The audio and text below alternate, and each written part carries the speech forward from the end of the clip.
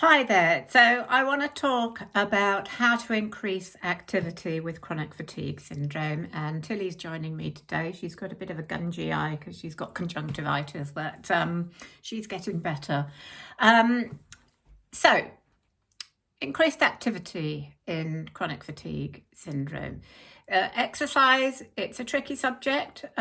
What tends to happen when you first get diagnosed with chronic fatigue, and it certainly happened with me, is because of the post-exertional malaise and the way that activity can really bring on the chronic fatigue symptoms, we tend to stop altogether. Because I was extremely active before I was diagnosed. I did aerobics and walking and swimming and lots of things. And all that came to a standstill. But actually, and that's fine for a while, because you do need to rest up. But at some point, you also need to start moving again. And that is where I believe a lot of people get stuck, because they get into the mindset of, I can't do anything because I've got chronic fatigue syndrome. And of course, it depends on how severe your chronic fatigue is. But at some point, however severe your CFS is, you do need to try to start being active to some extent. Because if you completely stop, what I believe happens is that you get stuck. The lack of exercise will actually, in the long run, make your symptoms worse, and also leads to other problems. I had a terrible back problem because I had not done any exercise for years, and then I started walking around a bit for one reason, and developed a trapped nerve in my spine, which created agonizing sciatica. So that can lead to it. So exercise is really, really important. Let's not call it exercise. Let's call it movement or activity. So how do we do that with chronic fatigue? Well, we do it really, really slowly. And some of you may have heard about graded exercise therapy and how incredibly unpopular that has become. In fact, so unpopular that I do believe now that the medical professions are no longer promoting it or recommending it. Now, I believe that's a shame, but it's mainly because most of the graded exercise therapy programs were actually pushing people too hard. I was very, very lucky. I got on a program where I went through a really rigorous questionnaire so that the person, my coach, knew me and my symptoms really, really well, and was able to give me a program that was very much designed with my severity and my situation and symptoms in mind. And also, it was very, very small increments of activity, and that is the important thing. So we need to get active, because being active, moving around, is healthy.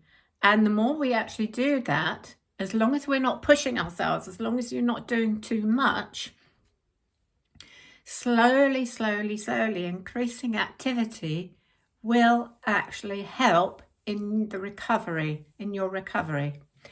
I mean, it has really helped me. And, I've now I have a little dog. I have to walk her every day. There's nobody else here to do that.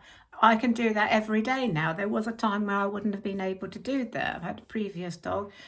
Somebody else had to walk her occasionally, or sometimes she didn't go, she went without a walk. So I now walk this little one every day, and sometimes we have short walks, sometimes we have long walks, and I'm functioning pretty normally throughout the day. And the way we increase our activity, as I say, is starting with you think of what you could do, what you think you can do, and then start with less than that. So you're always within your comfort zone of activity. So it's personal to you. It depends on how severe your symptoms are. So if you think about a walking activity, which is mainly what the graded exercise programs would do, let us say if you are bedridden, don't start unless you feel absolutely ready to do this, but it might start with walking to your bedroom door and back.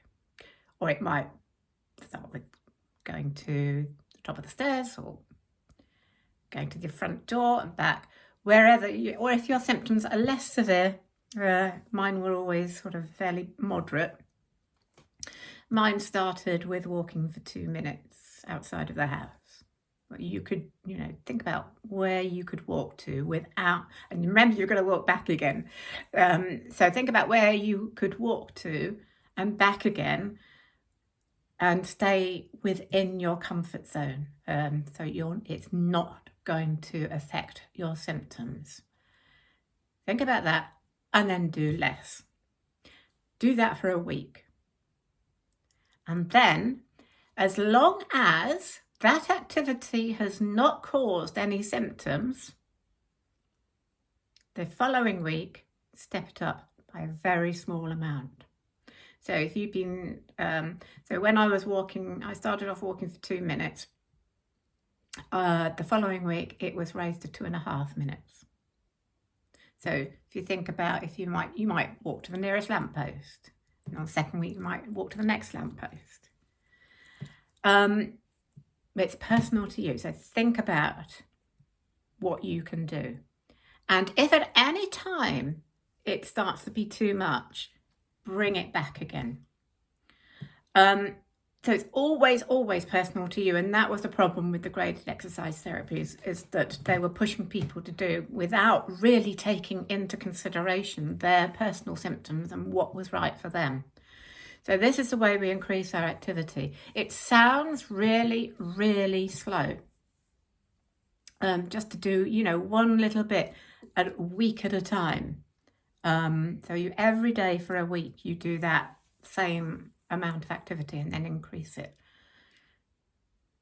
But it's amazing, after a few weeks, you'll find you're walking much further than you thought you could. And that, once you get to that point, that will give you a really good positive feeling that you realise you can actually do more than you thought you could. And it's absolutely brilliant. But remember, if at any time you go out, you walk and you don't feel comfortable, bring it back.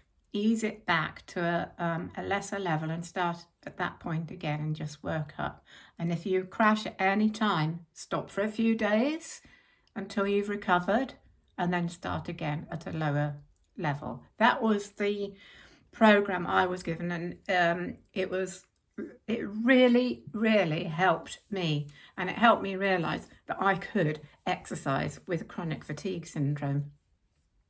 And that after a while, it would actually help in my recovery. So that's the way we increase activity with chronic fatigue syndrome. Please ask me any questions and subscribe, and I will see you again shortly. Bye for now.